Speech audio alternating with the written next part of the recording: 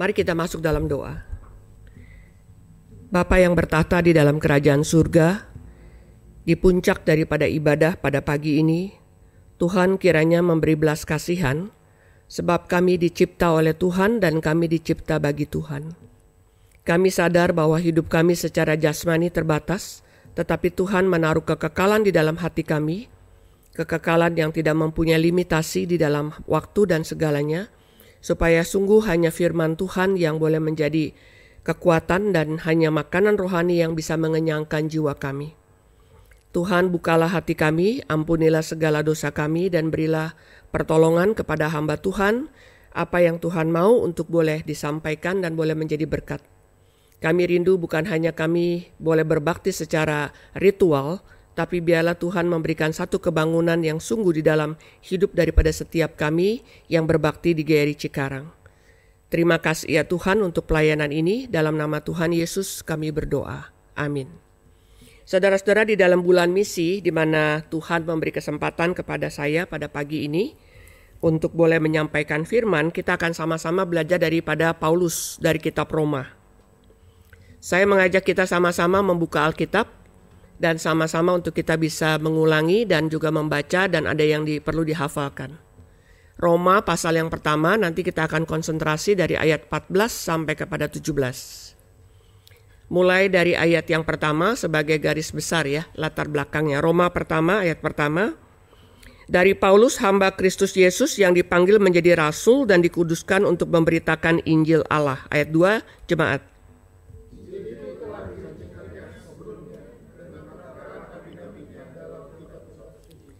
Saudara-saudara, di dalam Alkitab Perjanjian Lama, kalau kita baca dan kita melihat bahwa di dalamnya semua itu ada janji Allah tentang Kristus.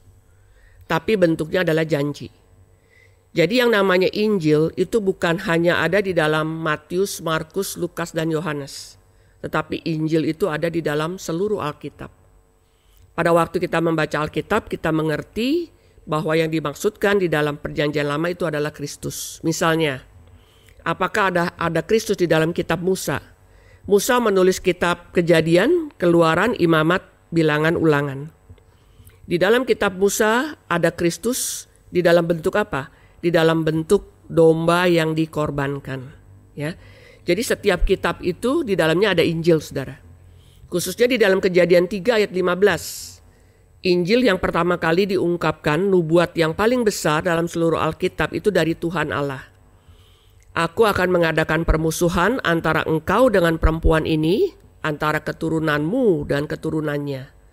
Maka keturunan perempuan, ya bentuknya singular, itu akan meremukkan kepala si ular. Ini janji akan diberikannya Mesias. Lalu nubuat ini diteruskan oleh para nabi, tapi yang pertama mengeluarkan ini adalah Tuhan sendiri. Jadi seluruh Alkitab nubuat yang nomor 1 dan paling besar itu Kejadian 3 ayat 15. Nah, kita melihat di dalam diri Paulus dipanggil menjadi rasul. Paulus adalah orang yang tidak pernah bercita-cita menjadi orang Kristen, apalagi menjadi rasul, saudara. Karena Paulus adalah orang yang menganiaya orang Kristen. Nanti kalau sampai di rumah bisa dibaca di dalam Kisah Rasul pasal yang ke-9 mengenai pertobatannya Paulus. Sampai-sampai Ananias yang disuruh mendoakan dia, Ananias itu ragu-ragu. Tuhan, bukankah orang ini yang menganiaya umatmu dari kota ke kota? Lalu Tuhan mengatakan bahwa dia ini adalah orang pilihan bagiku untuk memberitakan Injil. Khususnya ya, Paulus memberitakan Injil kepada bangsa-bangsa selain Yahudi ya, non-Yahudi. Jadi kita melihat saudara, panggilan sebagai rasul itu sangat besar. Karena panggilan sebagai rasul, sebagai saksi Tuhan, itu selain 12 murid, ya, 1 Yudas udah meninggal, maka yang dipanggil secara khusus setelah Kristus naik ke surga itu adalah Paulus. Jadi ini yang menulis surat kepada jemaat di Roma itu adalah Paulus.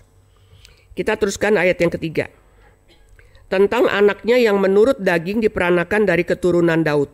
Ayat 4, saudara baca.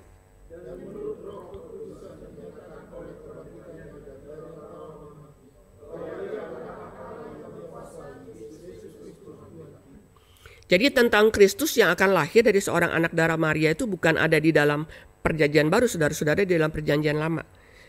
Yesaya mengungkapkan bahwa seorang anak darah akan melahirkan, maka anak itu disebut Wonderful, nanti Counselor, The Mighty God, The Prince of Peace, itu keluar dari kitab Yesaya. Dan setiap nabi-nabi itu menubuatkan mengenai Kristus. Ayat yang kelima. Dengan perantaraannya kami menerima kasih karunia dan jabatan rasul untuk menuntun semua bangsa supaya mereka percaya dan taat kepada namanya. 6, jemaat baca.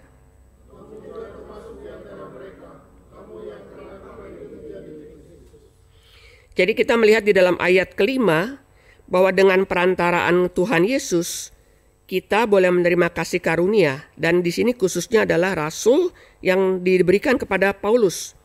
Tujuannya adalah untuk menuntun semua bangsa supaya mereka percaya dan taat kepada namanya.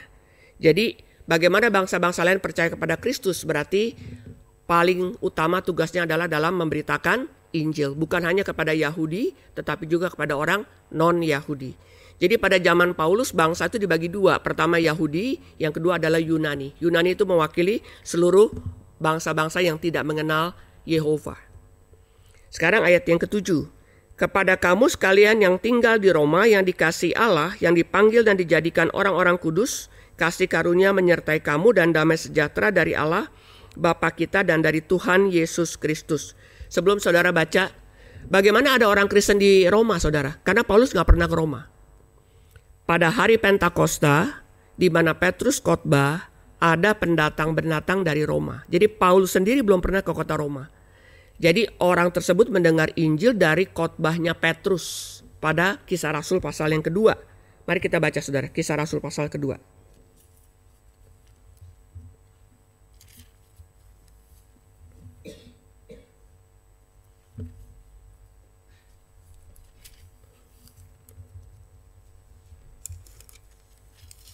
Kisah Rasul pasal yang kedua dari ayat yang ke-8 sampai kepada ayat yang ke-10. Bagaimana mungkin kita masing-masing mendengar mereka berkata-kata dalam bahasa kita sendiri, yaitu bahasa yang kita pakai di negeri asal kita. Kita orang Partia, Media, Elam, penduduk Mesopotamia, Yudea, Kapadokia, Pontus, dan Asia. Ayat 10 sama-sama, 2-3. Frigia dan Pamfilia, Mesir dan daerah-daerah Libya yang berdekatan dengan Kirene, pendatang-pendatang dari Roma. Bagaimana ada orang Kristen di Roma? Karena pada hari Pentakosta ada pendatang-pendatang dari Roma. Mereka itu siapa? Mereka itu adalah orang-orang Yahudi yang tersebar, ya, diaspora. Karena orang-orang Yahudi yang berada di tanah Kanaan itu mengalami penganiayaan dari zaman ke zaman. Penganiayaan yang paling berat bagi mereka adalah orang-orang yang menduduki tanah Kanaan itu menajiskan bait Allah. Mereka tidak bisa terima, ya. Jadi mereka keluar, mereka tersebar sampai ke Roma. Jadi pada hari Pentakosta mereka datang ke Yerusalem, saat itu mereka dengar khotbah dari Petrus. Nah di situ mereka menjadi orang Kristen. Bagaimana mereka menjadi orang Kristen? Karena mereka mendengar Injil, saudara. Orang yang tidak percaya kepada Tuhan menjadi orang Kristen karena mendengar Injil. Ya, mungkin yang hadir pada hari ini ada yang asalnya Kristen karena kakek neneknya atau opungnya adalah Kristen. Apakah saudara betul-betul orang Kristen? Kalau saudara tidak betul-betul mendengar Injil dan ada satu putar balik namanya turning point, saudara bukan orang Kristen. Orang Kristen secara tradisi, tapi bukan berarti Kristen sudah bertobat. Di dalam katekisasi di GRI Singapura, saya ini dari GRI Singapura, baru balik ke Indonesia 3 bulan. Setiap kali katekisasi, salah satu tugasnya itu adalah kesaksian. Kesaksian pribadi, kesaksian pertobatan, bukan kesaksian yang lain. Nah di situ saya lihat mengenai turning point-nya.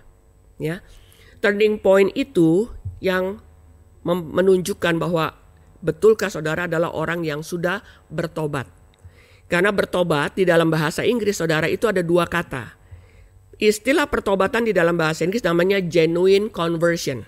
Ya, di dalam genuine conversion itu ada 2. Yang pertama adalah faith, iman.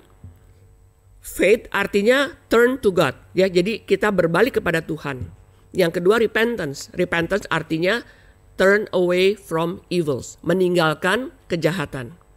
Saya sebagai manusia, saya lahir sebagai keturunan Adam, saya berada di dalam satu arus hidup Adam yang menuju kepada kematian kekal.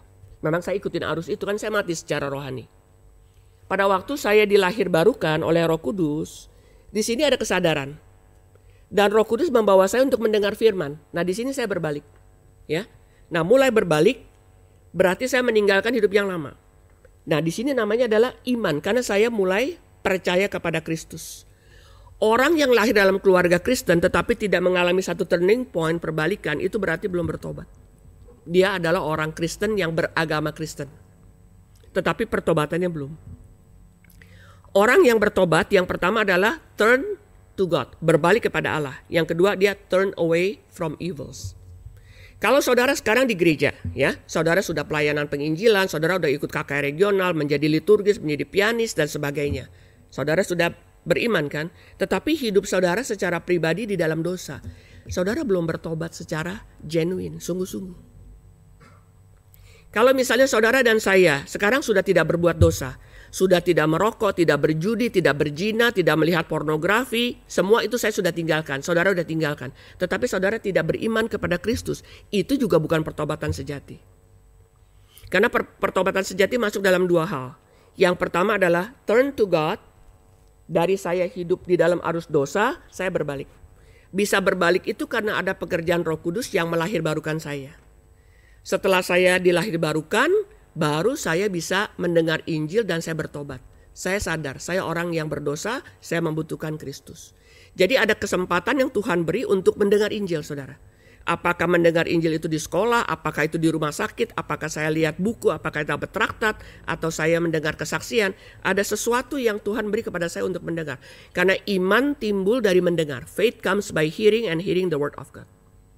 Jadi iman timbul dari mendengar firman, mendengar Injil. Nah, pada waktu saya berbalik, saudara, saya meninggalkan kehidupan saya yang lama. Yang pertama, saya sadar bahwa saya berdosa dari pekerjaan Roh Kudus. Yang kedua, saya sedih kenapa saya hidup di dalam dosa. Yang ketiga, saya benci terhadap dosa. Yang keempat, saya meninggalkan. Baru pertobatan saya dan saudara nih ya, itu adalah pertobatan yang sejati. Nah, mulai dari sini kita berjalan. Sampai kapan? Sampai kita kembali kepada Tuhan. Nah, perjalanan hidup kita sebagai orang Kristen ya saudara ya, bukan satu perbuatan atau keaktifan. Kita aktif secara rohani saja, tetapi kita setelah bertobat kita terus mengalami yang namanya pembaruan. Kita balik ke dalam kitab Roma, saudara. Mari kita baca kitab Roma, teruskan di dalam ayat yang berikutnya ya, di dalam ayat yang pasal yang pertama, ayat yang ke-12 saudara baca. Ayat 8. Ya, belum 12. 8. Saudara baca 9, saya baca. Ayat 8. 1, 2, 3.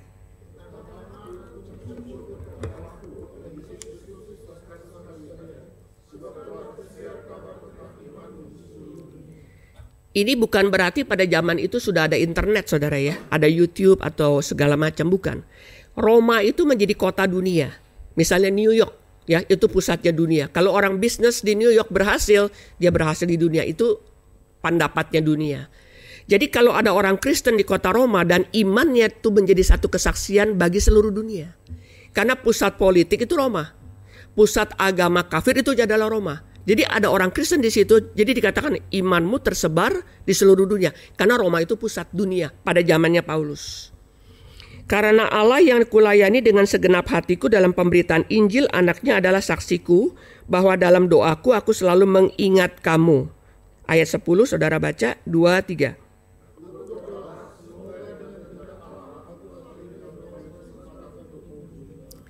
Paulus tahu waktu dia pergi ke kota Roma ini buat dia adalah sesuatu yang sangat berbahaya. Ya, sama dengan Pak Tong dalam keadaan perang Rusia dengan Ukraina, Pak Tong pergi ke Rusia. Waktu Pak Tong pergi ke Rusia, pada waktu mau balik ke Indonesia, Ukraina lagi kirim drone dan seluruh airport yang ada di Moskow dan sekitarnya harus tutup. Karena takut begitu drone-nya jatuh di airport lalu keluar rudal dan sebagainya, bisa pesawat penumpang akhirnya bisa kena. Ya, ini yang sangat berbahaya. Seperti orang-orang Indonesia ini di dalam keadaan peperangan antara Israel dengan Palestina masih mau tur ke Israel ya. Ini sebetulnya bahaya saudara. Ya namanya perang. Yang namanya peluru nyasar bisa terjadi. Jadi kita lihat di sini Paulus ingin sekali untuk pergi ke kota Roma di dalam ayat yang ke-10 ya. Sangat ingin, berarti dia belum pernah, saudara. Aku akhirnya beroleh kesempatan untuk mengunjungi kamu. Karena orang-orang Kristen di Roma itu belum pernah dikunjungi oleh Rasul. Misalnya saudara adalah jemaat di GRI Cikarang yang belum pernah dikunjungi pendeta dan belum pernah perjamuan kudus, kira-kira begitu. Aku ingin mengunjungi kamu di kota Roma. Sebab aku ingin melihat kamu untuk memberikan karunia rohani kepadamu guna menguatkan kamu. 12 saudara baca.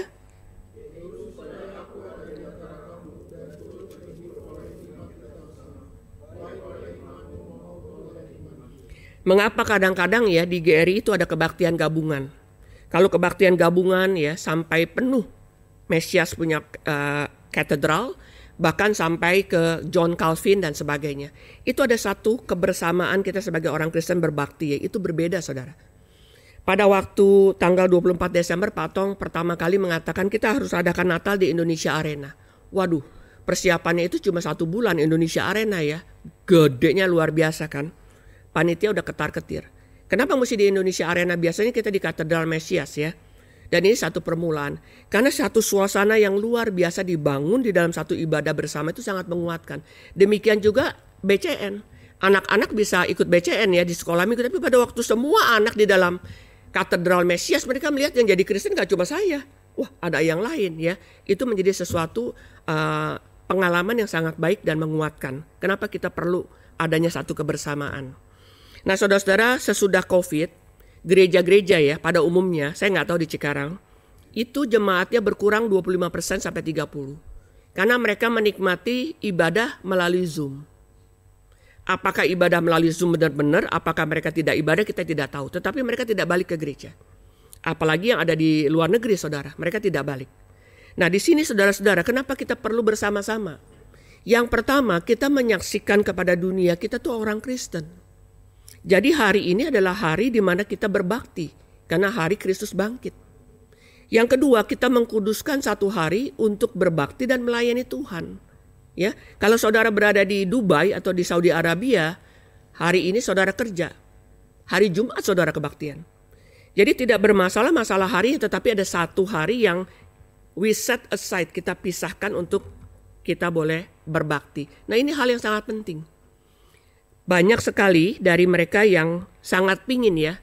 Kenapa Pak Tong ibadahnya itu enggak live streaming yang bahasa Indonesia maksudnya? Bukannya Pak Tong nggak mau live streaming bahasa Indonesia saudara. Karena ada beberapa gereja kecil di luar Jakarta, jemaatnya sudah tidak lagi balik ke gereja dan hamba Tuhannya itu sudah komplain. Kenapa? Kami lebih baik dengar live streaming dari GRII. Jadi nggak ada satu manusia pun yang kembali ke gerejanya. Entah yang ada di Trenggalek, yang ada di mana. Dan itu sudah masuk Pak Tong. Kalau live streaming kita mematikan gereja lain, kita jangan live streaming. Maka khotbah bahasa Indonesia baru masuk ke Reform 21 itu hari Selasa. Jadi bukan sebagai ibadah, sebagai sesuatu pelajaran saja. Kan kalau the full ibadah itu kan ada votum, salam dan sebagainya. Maka diputuskan itu adalah Selasa. Beberapa hamba Tuhan udah masuk. Tolong dong, ini kami mati ini dengan live streamingnya GRI. Jemaat kami tidak kembali lagi. Ya, karena mereka dengan live streaming bisa mendengarkan khotbah dan ibadah di rumah tanpa mereka harus keluar. Yang saya nggak tahu bagaimana khotbah pendetanya di sana. Kira-kira latar belakangnya itu. Kenapa yang Mandarin tetap live streaming 7.30? Karena banyak orang-orang di negara komunis itu tidak mempunyai akses untuk berbakti dan mereka berusaha untuk bisa mengikuti ibadah yang live streaming. Di dalam perjalanan Pak Tong ke Rusia, dia ketemu dengan orang-orang Tionghoa di sana. Karena Rusia dengan China itu 11-11 saudara. Maka orang Rusia punya lambang negara ya, itu burungnya apa ya? Eagle atau apa? Burung elang atau apa? Itu mukanya atau lehernya itu 2. Satu kiri, satu kanan. Satu hari Pak Tong tanya, "You tahu nggak kenapa burungnya lambang negara Rusia ada 2 kepala?" Saya bilang nggak tahu. Karena Rusia itu kiblat ke sini adalah China, kiblat ke sana adalah Eropa. Lain dengan burung kita ya, Garuda ya. Kalau di Rusia lambangnya, kalau saudara lihat nanti burung itu ada kepalanya 2. Jadi dia blok sini sama blok sini. Jadi Eropa dan juga China. Kita teruskan. Ini ayat yang ke-13. Saudara-saudara, aku mau supaya kamu mengetahui bahwa aku telah sering berniat untuk datang kepadamu, tetapi hingga kini selalu aku terhalang agar di tengah-tengahmu Aku menemukan buah seperti juga di tengah-tengah bangsa bukan Yahudi yang lainnya. Ayat 14, 2, 3. Aku berhutang baik kepada orang Yunani maupun kepada orang bukan Yunani, baik kepada orang terpelajar maupun kepada orang yang tidak terpelajar. Ini salah satu poin yang saya akan masuk ya saudara ya. Saudara-saudara, di dalam relasi kita satu sama yang lain, kita tidak terlepas di dalam hal hutang-menghutang. Ya. Orang tua mengasihi anak, maka anak menghormati orang tua. Paham saudara ya? Kita tidak mungkin mengasihi orang tua kalau orang tua tidak mengasihi kita. Dan kalau kita sebagai anak juga nggak sadar bahwa orang tua mengasihi. Sebelum saudara dan saya bisa mengasihi orang tua kita, dia sudah mengasihi saudara. Paling tidak 9 bulan saudara ada di dalam perut daripada ibu kita. Suatu hari saudara ada satu jemaat ya, satu keluarga jemaat punya 3 anak. Anak pertama, kedua, ketiga tuh saling iri hati. Yang paling suka iri hati itu adalah anak yang kedua. Dia masih umur 5 tahun. Lalu papanya panggil. Papa lebih sayang sama kakak atau lebih sayang sama adik apalah. Pokoknya mereka mengiri. Yang suka mengiri dan nangis anak kedua. Papanya panggil sini. Mami lebih sayang si ini deh ya. Pokoknya diiri. Kamu ke sini. Lalu dia kasih satu Alkitab saudara. Anaknya umur 5 tahun. Kamu berdiri di situ. Pegang Alkitab ini. Pegang beberapa menit terus dia nangis. Berat pak. Kamu bilang mami gak sayang. Kamu di perut mami 9 bulan. Kamu di perut mami itu 9 bulan. Kamu bilang mami gak sayang. Karena dia kan komplain. Mami lebih sayang dede, lebih sayang kakak dan sebagainya. Lalu papanya ajak ngomong, kamu rasa berat ya? Bagaimana mama, papa sayang sama kamu sebelum kamu tuh lahir. Dijelasin ini anak umur 5 tahun saudara. Nah di sini saudara perasaan berhutang ya. Paulus mengatakan begini, aku berhutang. Orang yang hutang, orang yang waras saudara ya, itu punya kewajiban bayar. Kalau ada yang hutang gak bayar, orang itu gak perlu dipinjemin duit lagi saudara. Jadi orang yang berhutang mempunyai satu obligasi kewajiban untuk membayar. Nah di sini Paulus mengatakan begini, aku berhutang kepada orang Yahudi dan non-Yahudi. Hutang apa saudara? Paulus itu bukan orang Kristen loh saudara. Paulus itu adalah orang yang menganiaya orang Kristen. Dan Paulus itu tidak bercita-cita menjadi orang Kristen apalagi menjadi rasul. Sekarang dia adalah orang yang paling jahat dari begitu banyak orang.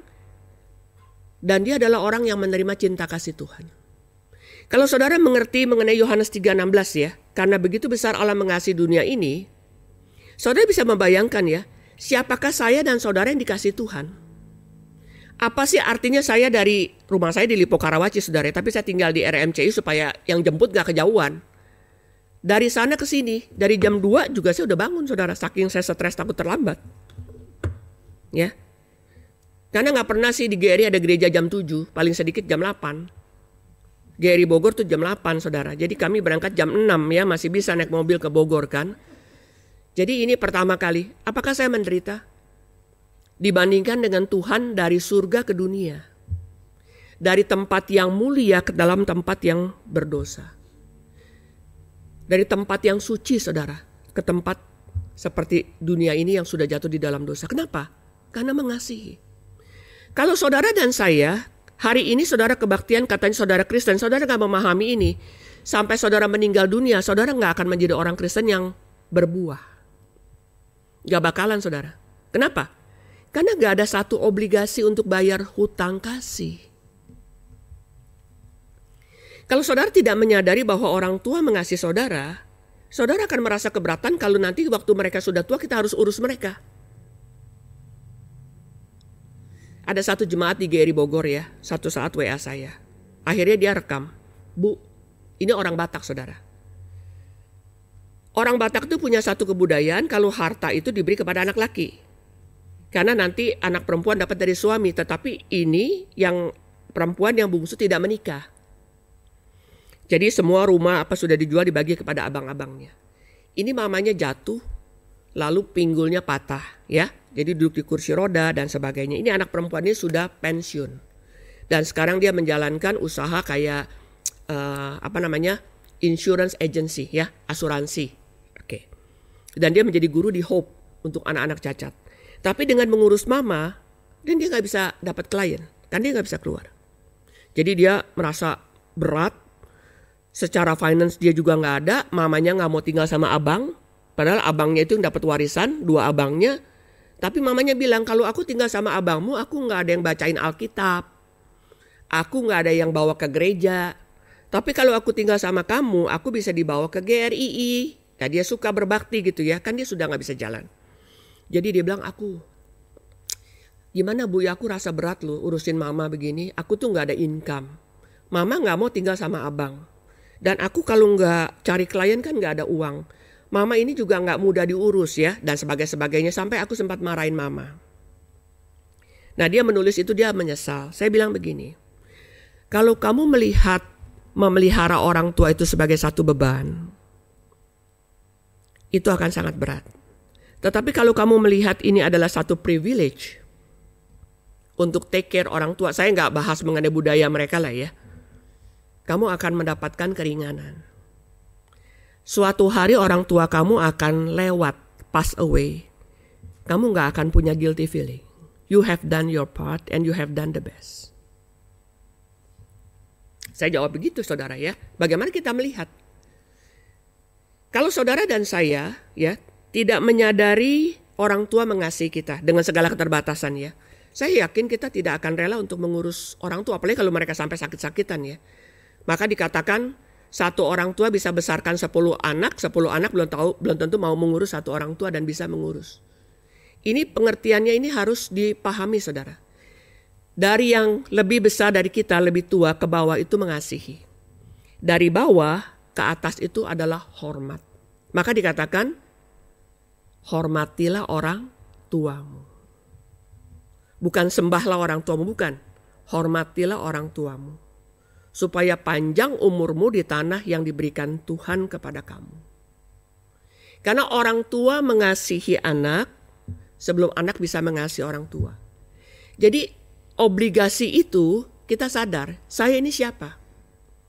Kalau bukan kerelaan Tuhan menyelamatkan saudara dan saya, tidak mungkin kita menjadi orang Kristen saudara. Jadi orang Kristen itu bukan mau-maunya saudara dan saya. Maksudnya Kristen yang pertobatan sejati ya, itu bukan mau-maunya saudara dan saya. Itu bukan pekerjaan pendeta. Itu pekerjaan Allah Roh Kudus. Kalau Allah Roh Kudus tidak memberikan kepada saudara dan saya kelahiran baru, di mana secara rohani sebagai keturunan Adam kita adalah orang yang mati secara rohani, kita mau dengar Injil, malaikat khotbah, gak bakalan kita terusik saudara. Tetapi pada waktu kita dilahir barukan, maka Roh Kudus membawa kita kepada Kristus. Lalu Kristus membawa kita kepada Allah Bapa. Maka dikatakan tidak ada orang yang dapat tiba kepada Bapa tanpa melalui aku. Kalau ini saudara menyadari, saya sekarang menjadi orang Kristen, itu adalah karena Tuhan yang rela mengasihi saya. Maka kita mempunyai satu obligasi saudara. Untuk apa? Untuk mengasihi Tuhan. Jadi kalau itu bukan hutang, program apapun di gereja ini, mau departemen penginjilan, mau kesaksian dari PARI, mau kesaksian dari OMF, mau kesaksian dari apa, bagi kita masuk kuping kiri keluar kuping kanan. Kenapa? Kalau saya ke gereja aja seminggu sekali udah oke. Orang yang sadar dia mempunyai hutang, dia mempunyai kewajiban untuk membayar. Salah satu tanda orang itu dewasa ya, dia mempunyai satu sense of responsibility ya. Orang yang dewasa adalah orang yang mempunyai satu kesadaran tanggung jawab. Tanggung jawab itu menjadi satu tanda dia sudah dewasa saudara. Makanya kalau kita punya anak masih kecil, udah bikin PR belum, besok ulangan apa enggak, yang capek kan orang tuanya nanyain. Tapi kalau kita udah kuliah, dosen masa bodoh mau datang kuliah kagak dia nggak peduli. Yang penting bagaimana you ujian, bagaimana nanti defense waktu tesis dan sebagainya. Karena dianggap sudah dewasa. Jadi the sign of maturity that you take the responsibility. Orang Kristen yang dewasa, dia mempunyai tanggung jawab. Kalau dia menyadari bahwa dia berhutang. Nah Paulus itu sadar, saya tidak pernah pingin menjadi orang Kristen karena dia yang membunuh orang Kristen kan. Sampai dia kejar-kejar sampai ke Damaskus untuk dia bisa bunuh. Pakai surat daripada imam besar. Justru Tuhan bertemu dengan dia di saat dia sedang giat-giatnya mau membunuh. Dia adalah orang yang setuju waktu Stefanus dirajam. Orang ngomor aja buka bajunya ya, buka kayak baju panjangnya, ditaruh di kakinya dia. Dan dia lihat Stefanus dirajam. Buat dia tidak apa-apa. Karena yang berani percaya kepada Kristus itu adalah orang-orang sesat, ya. Bayangin dia punya zealousness ya, kesungguhan di dalam agamanya dia itu sampai begitu ngotot, langsung pertemuan itu merubah dia secara doktrin, saudara. Di dalam pertemuan antara Tuhan Yesus dengan Paulus, itu yang merubah itu adalah pemahaman dia. Saulus, Saulus, mengapa engkau menganiaya aku? Di dalam diri Saulus apa? Yang saya kejar-kejar, yang saya bunuh orang Kristen. Saya gak menganiaya Tuhan. Di dalam hidup orang Kristen ada Kristus. Why did you persecute me? Lalu dia tanya apa? Who are you? Siapakah engkau, Tuhan? Berarti dia tidak mengenal suara Tuhan. Kalau saudara kenal suara hamba Tuhan ya, pendeta Peter dan hamba Tuhan Vikaris Jeko, mungkin sebelum dia bicara saudara udah tahu ini cara jalannya pendeta Peter. Dari cara jalannya itu sudah tahu. Kenapa sudah kenal ya? Tapi Paulus enggak. Who are you? Dia tanya siapakah engkau? Jadi Paulus hari itu secara doktrin berubah. Oh, dia jawab begini. Siapakah engkau? Yesus mengatakan akulah Yesus. Wah, selama ini saya pikir Yesus itu anak haram. Hari itu dari mulut Yesus dia tahu He is God. Itu perubahan doktrin saudara. Kalau saudara secara doktrin gak pernah berubah ya, saudara gak akan menjadi orang Kristen yang bertumbuh. Karena di dalam satu kebangunan rohani, tanda yang pertama orang itu mengerti firman. Yang kedua, saudara mau penginjilan, kemana? Rumah sakit, KKR dan sebagainya. Di dalam keluarga saudara gak menjadi kesaksian. Susah. Ya, mungkin di gereja semua baik-baik, tapi sampai di rumah baru anjing menggonggong saudara udah tendang. Bagaimana orang-orang di misalnya pembantu atau supir, nyonya saya, tuan saya begini sikapnya, padahal ke gereja itu rajin. Maka tidak mungkin terjadi satu kebangunan secara massal kalau secara pribadi itu tidak terjadi. Nah, Paulus mengatakan begini, aku berhutang, ya. Aku berhutang kepada orang Yahudi. Hutang apa? Dia hutang kasih kepada Tuhan. Karena dia tidak layak dikasihi. Hutang kasih itu membuat Paulus mengasihi bangsa-bangsa yang tidak mengasihi Tuhan, termasuk bangsa dia sendiri, saudara.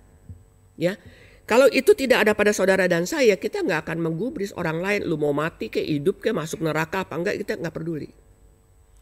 Aku berhutang kepada Yahudi dan non-Yahudi. Ini udah bicara masalah dunia, saudara. Kita kalau berbicara KKR atau penginjilan kita nggak bisa cross ya, karena kita cuma bisa satu bahasa. Coba saudara pikirkan hidup daripada para misionaris.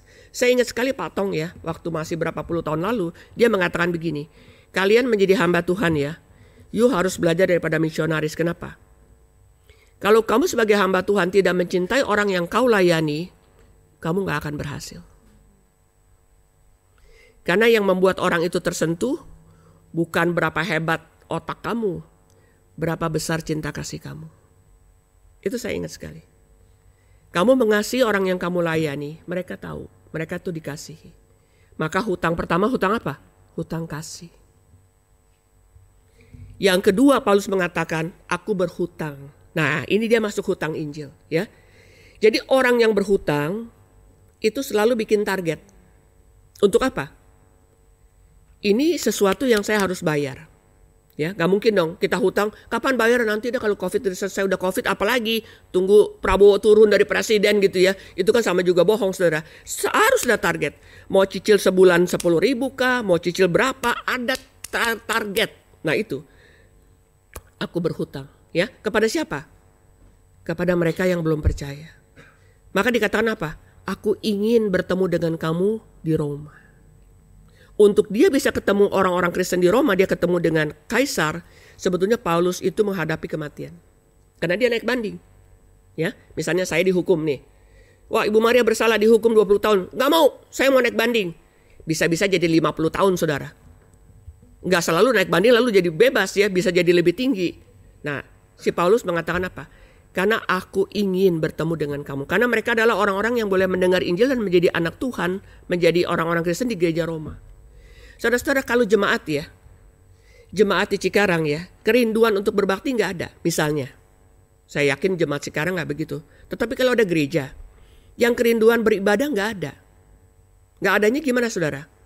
Mulai dari Sabtu malamnya masih nonton sampai pagi ya.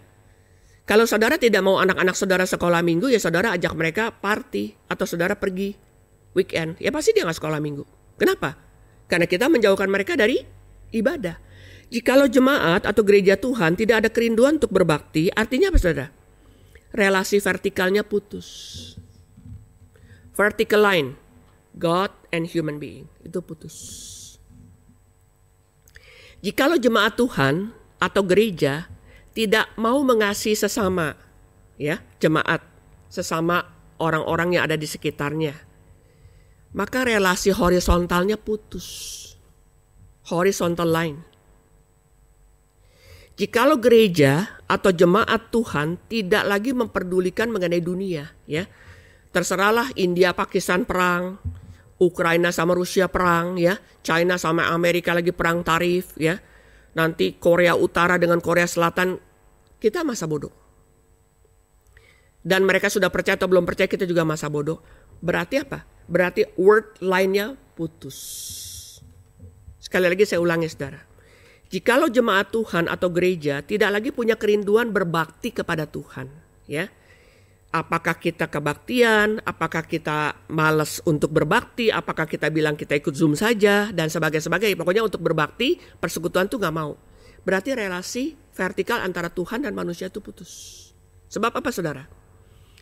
Untuk kita bisa berbakti, masih ingat ya, Tuhan minta Musa bicara sama Firaun dan mengatakan, biarkanlah umatku pergi, let my people go so that they will worship me in the wilderness. Untuk kita bisa berbakti itu perlu ada perdamaian antara Allah dan manusia. Itu bukan sesuatu yang cuma rutin. Kalau Tuhan tidak mendamaikan saya dan saudara, mana bisa kita berbakti?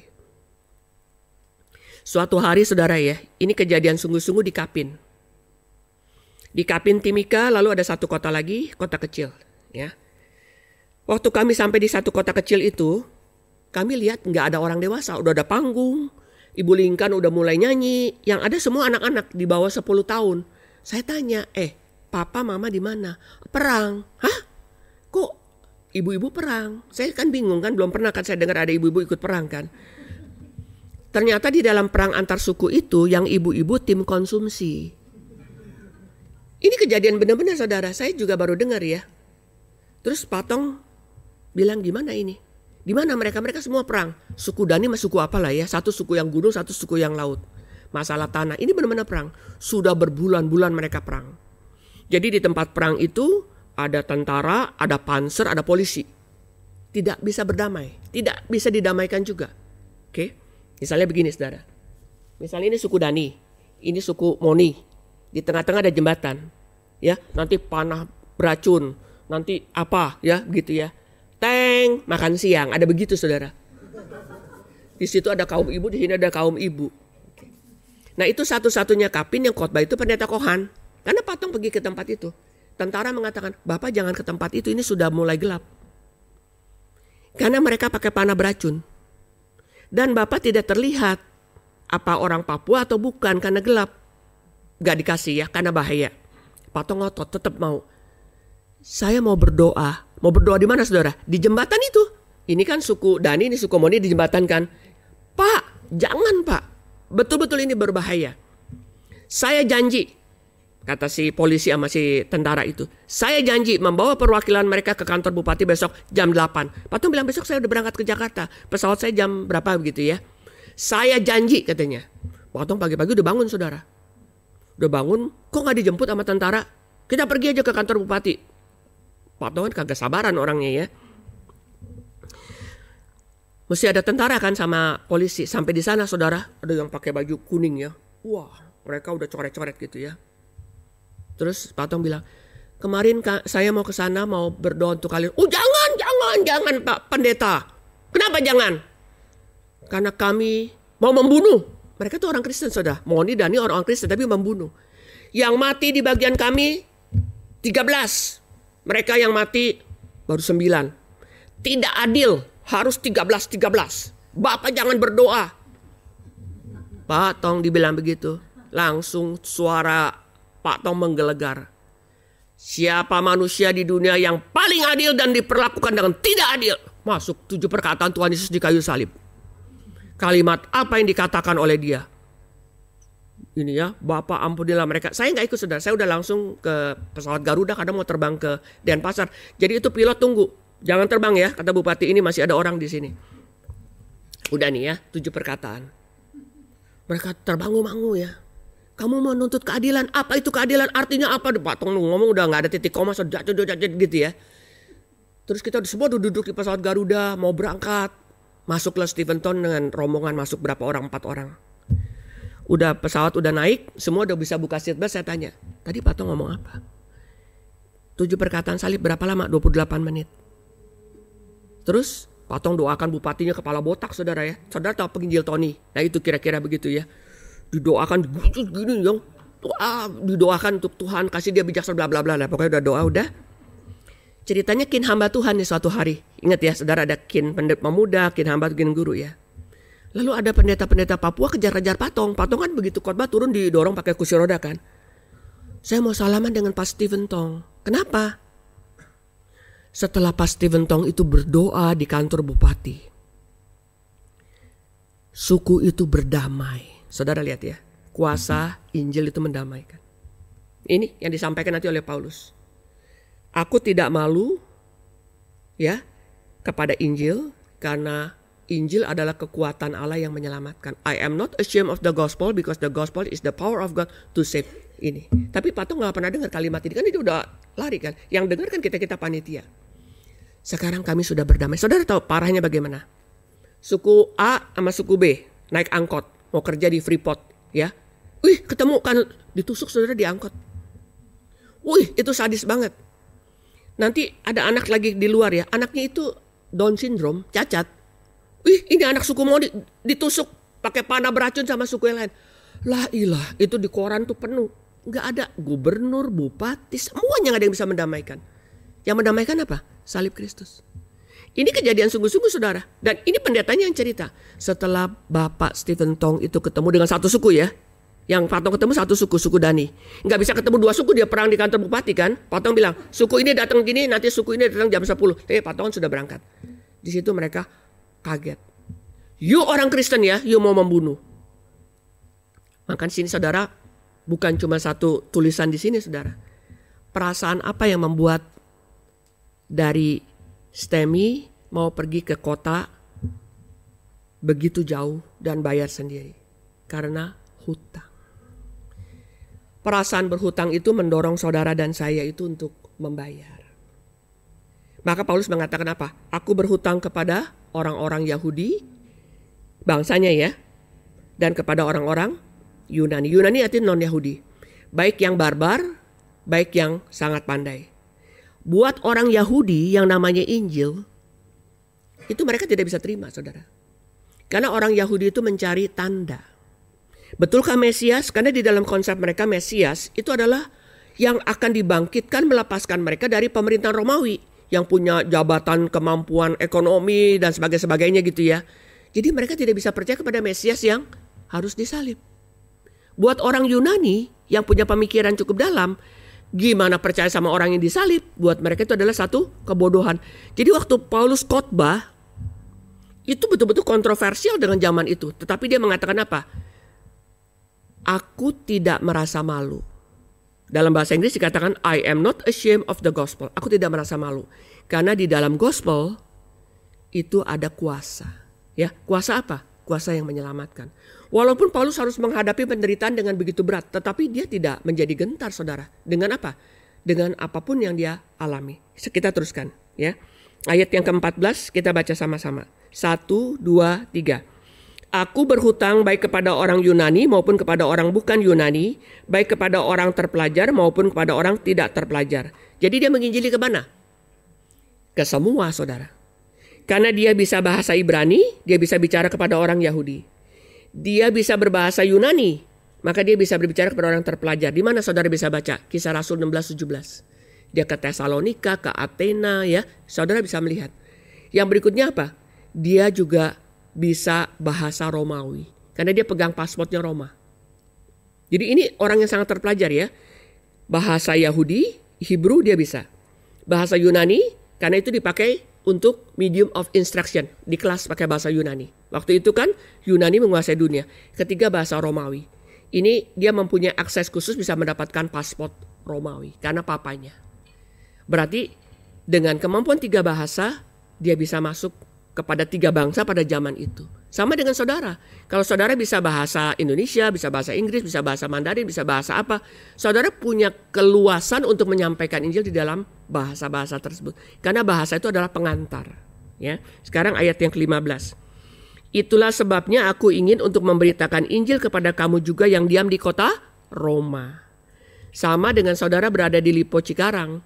Di sini ada orang dari Semarang. Ada orang yang tinggal di Cikarang ini dari Bogor, ada orang tinggal di sini dari Medan ya, dari sebagainya. Yang secara lebih khusus lagi saudara, orang Medan tinggalnya di daerah Pluit Muara Karang. Orang Pontianak majority tinggal di daerah Sunter. Ya.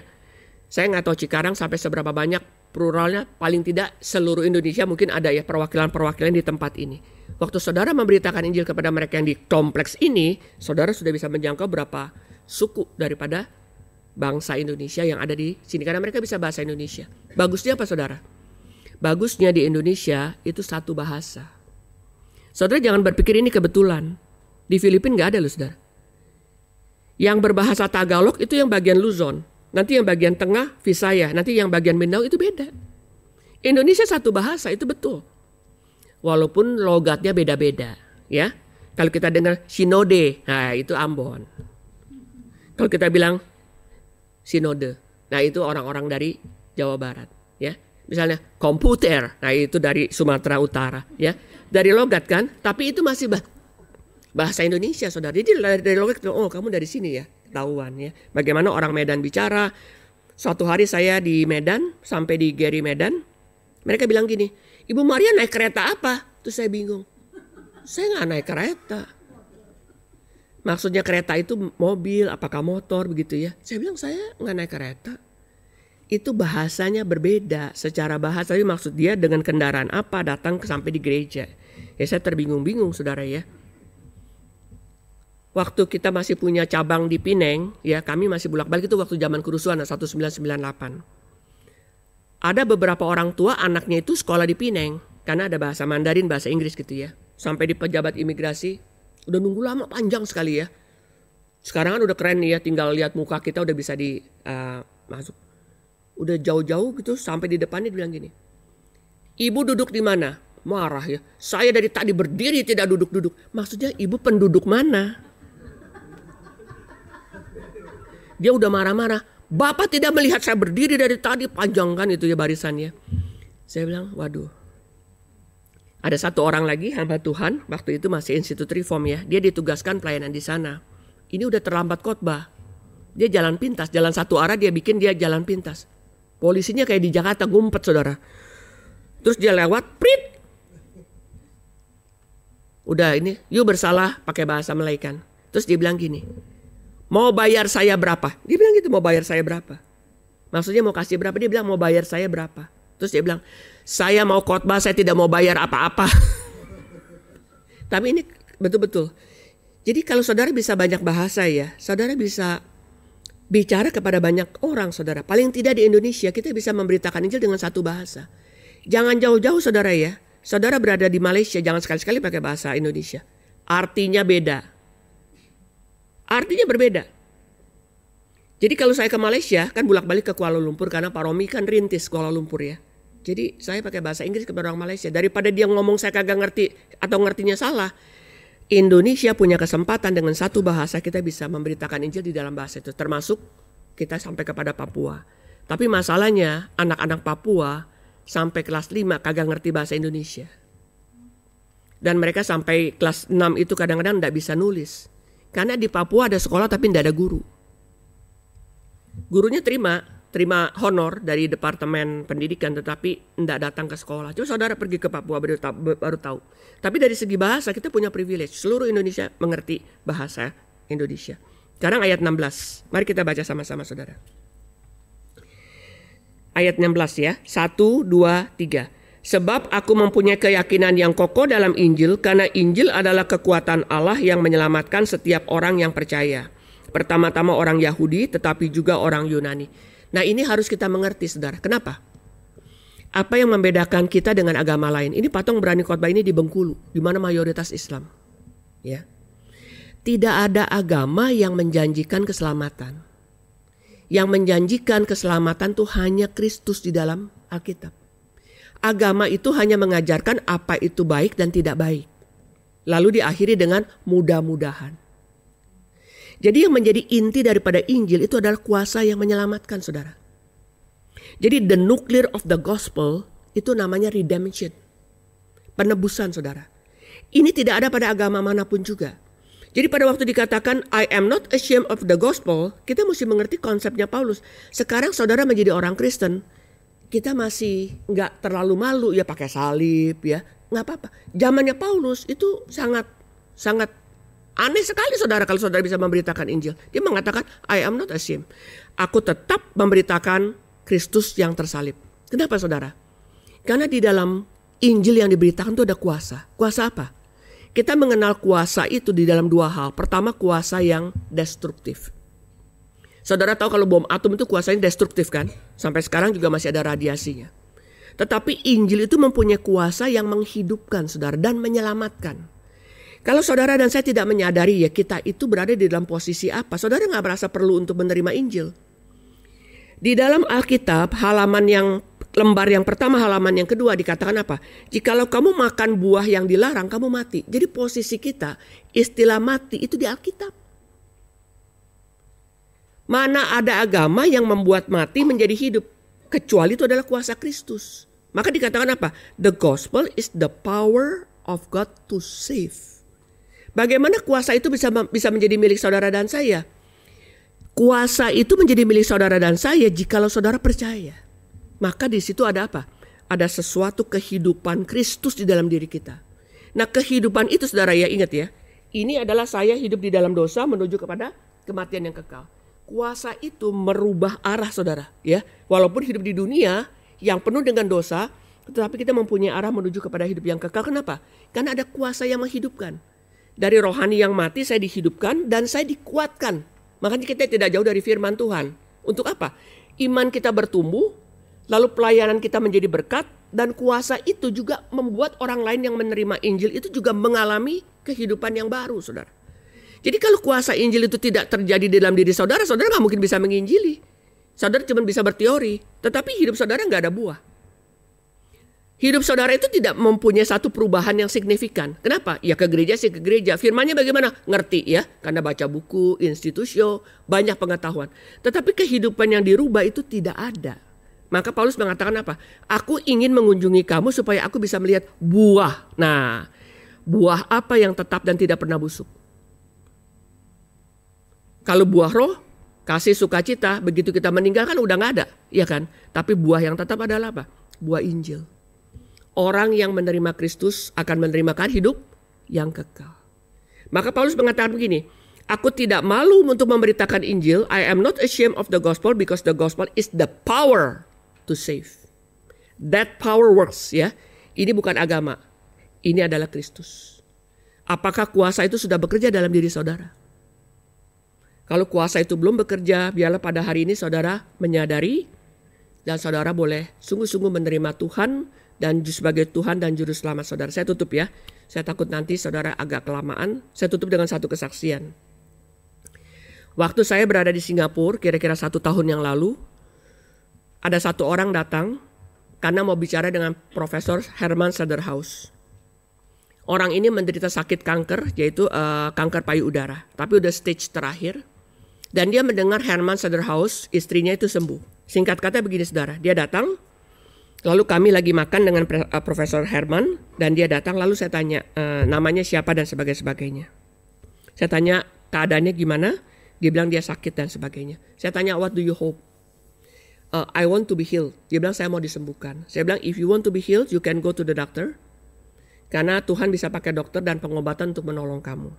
Lalu saya bilang begini, kamu sadar gak? Dia orang Singapura ya, saya pakai bahasa Inggris kan. Kamu sadar gak?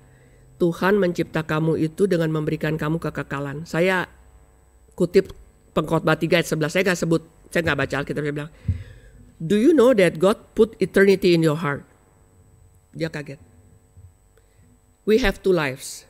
First is physical life, the second is spiritual life. Physical life ini bisa sakit, bisa tua, pasti mati. Karena upah dosa adalah maut. Ya. Orang yang kaya bisa mati, orang yang baik bisa mati, orang yang hebat juga bisa mati. Tapi kamu tahu nggak? Eternity yang ada dalam diri kita itu diberikan oleh Tuhan. Dan eternity itu ada dua arah. Tuhan mencipta kita supaya kita mempunyai relasi secara eternal dengan Tuhan. Makanya diberikan eternity di dalam diri kita, kekekalan. Tetapi kita sudah berdosa. Saya jelaskan ya, saya masuk kepada Injil. Jadi what we have itu eternal death. Saya bilang, yang kita miliki setelah kita mati secara rohani, kita masuk dalam kematian kekal. Dia agak kaget. Saya udah bicara panjang lebar dengan dia. Terakhir saya tanya, maukah kamu menerima Kristus? Dia jawab apa? No. Ya, keras saudara. Terus saya tanya, what do you want me to do? Dia bilang, I want you to pray. Saya bilang, oke, saya doakan. Udah kita nggak ketemu. Saya juga udah nggak ketemu dia. Saya nggak kenal dia sebetulnya. Suatu hari dia dengar dari siapa di GRI Singapura itu ada katekisasi. Dan pertama kali itu dalam bahasa Inggris. Karena yang ikut katekisasi kebanyakan adalah anak-anak yang lahir di Singapura. Mereka sekolah di Singapura. Bahasa Indonesia mereka nggak begitu bagus. Terus dia bilang begini, can I join your class? Boleh nggak saya ikut kelas kamu katekisasi? Saya bilang sure. Maksudnya duduk, just sit in ya untuk mendengar. Saya bilang boleh, silakan. Jadi dia datang, dia bawa kakaknya, kakak iparnya, dia bawa keponakannya, di 4 orang. Katekisasi di Singapura tuh jam 3 sore. Jam 2.30 udah masuk ke kelas. Jadi jemaat Singapura sama dia lebih dulu. Ya, baca buku. Buku harus dibaca, bikin ringkasan. Salvation Belongs to the Lord oleh John Frame. Dia udah baca ya. Pokoknya dia ini. Selesai katekisasi, dia bilang, Ibu Maria, can I be baptized? Saya bilang, saya tanya, do you believe? Oh yeah. Jadi dari itu kelas katekisasi ya yang berapa kali diadakan itu ya. Dia makin jelas. Lalu sakitnya dia makin menurun. Sampai dia akhirnya dirawat di rumah sakit Glen Eagles. Lalu Pak Tong kasih jadwal kapan bisa baptisan. Misalnya tanggal segini. Dia bilang, can I go to the church? Saya bilang, tapi kamu kan infusnya banyak banget kan. Dia lagi dalam keadaan lemah. Dia minta izin sama dokter kasih. Mungkin dokter bilang ini udah terminal kali ya. Pakai kursi roda. Pas baptisan dia maju ke depan, dia berlutut, tapi dia udah gak bisa bangun lah saudara. Singkat kata setelah 10 hari dia dibaptis, dia meninggal di ICU. Jadi selesai baptisan masuk rumah sakit lagi ya. Dia meninggal di ICU. Dia boleh percaya Tuhan. Saya baca nih ya, waktu dia mau dibaptis, kan dia tulis di pertobatan. Dia bilang begini, I know I have a big brother over there. Saudara tahu ya, semua manusia punya konsep Allah. Termasuk yang ateis. Kenapa saudara? Karena kita dicipta sebagai peta dan teladan Allah. That image implanted in our heart. Termasuk dia Islam, Hindu, apa segala macam ya. Jadi itu sudah menjadi sesuatu yang Tuhan taruh. Saudara kalau memberitakan Injil tuh gak usah takut. Konsep itu sudah ada. Cuman Allah yang mana? Dia bilang big brother. Ya. Dia mengatakan apa? I have a lot of Christian friends. They always say, you trust in Jesus Christ, you will be healed. Jadi dia bilang banyak teman-teman dia orang Kristen mengatakan kalau kamu percaya Tuhan pasti sembuh.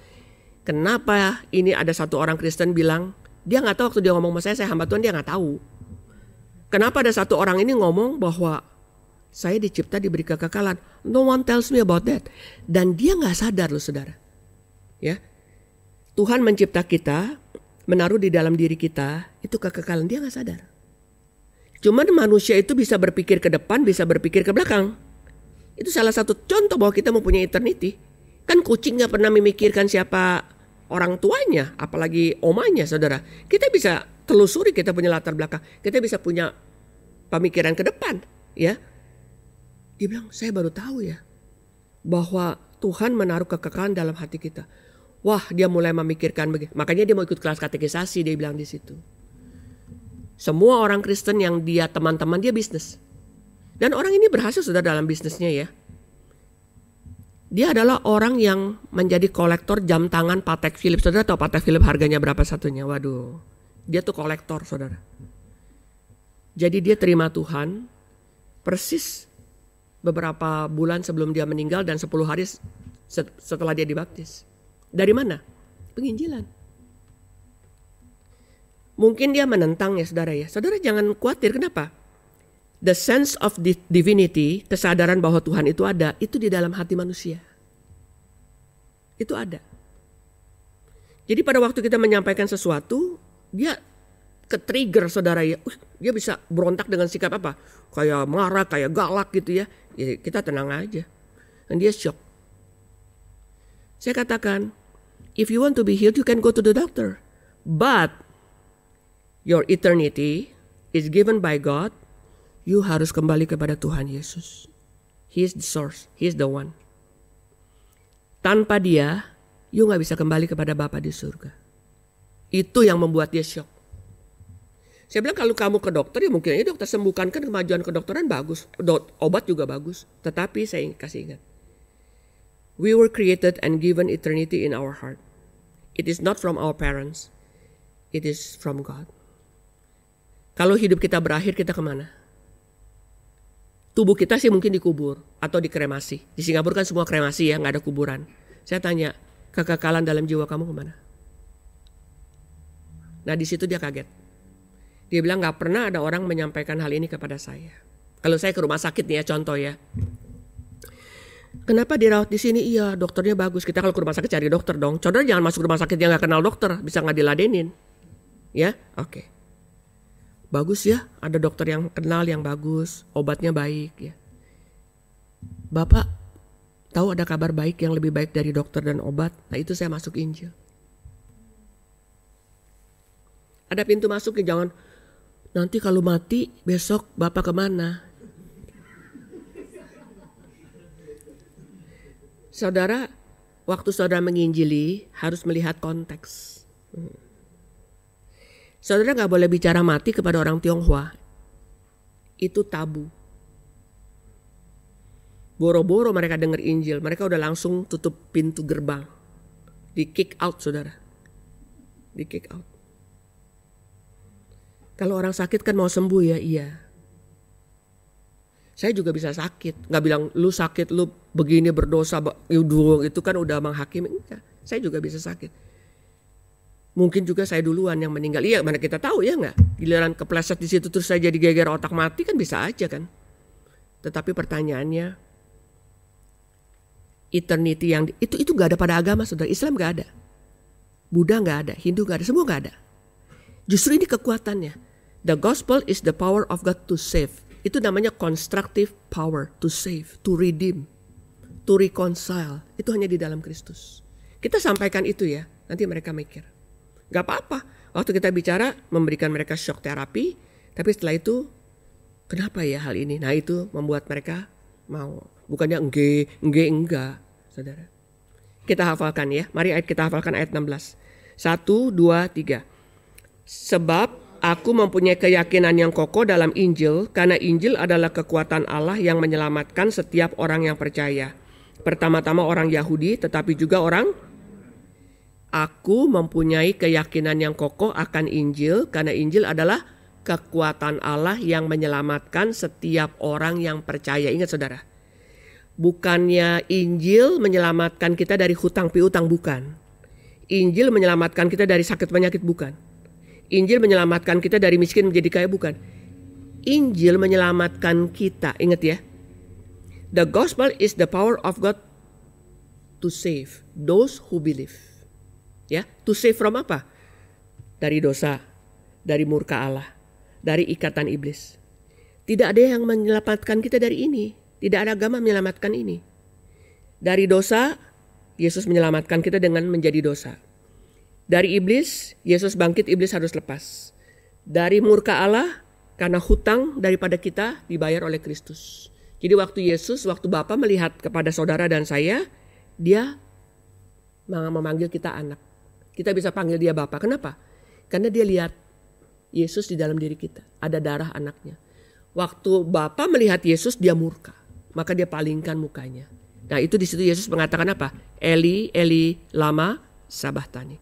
Karena dia menanggung dosa saudara dan saya. Ya. Mari kita berdoa. Kami berterima kasih untuk kuasa yang menyelamatkan, khususnya pribadi kami. Kami berterima kasih bahwa Tuhan mempercayakan isi hati Tuhan kepada dunia melalui kami, melalui gereja ini. Biarlah kuasa itu boleh menjadi kuasa yang sudah kami terima, dan dalam hidup kami rindu memberikan buah yang tetap, yaitu buah Injil. Orang yang boleh percaya kepada Tuhan, memiliki hidup yang kekal melalui hidup kami, kesaksian kami, dan pelayanan kami. Terima kasih untuk firman yang Tuhan beri melalui Rasul Paulus. Injil adalah kekuatan Allah, bukan kekuatan pendeta, bukan kekuatan guru sekolah minggu, tetapi kekuatan Allah di dalam Kristus yang menyelamatkan kami yang berdosa, menyelamatkan kami dari ikatan iblis, menyelamatkan kami daripada kematian yang kekal. Kami bersyukur. Berkatilah umat-Mu di GRI Cikarang. Dalam nama Tuhan Yesus kami berdoa. Amin.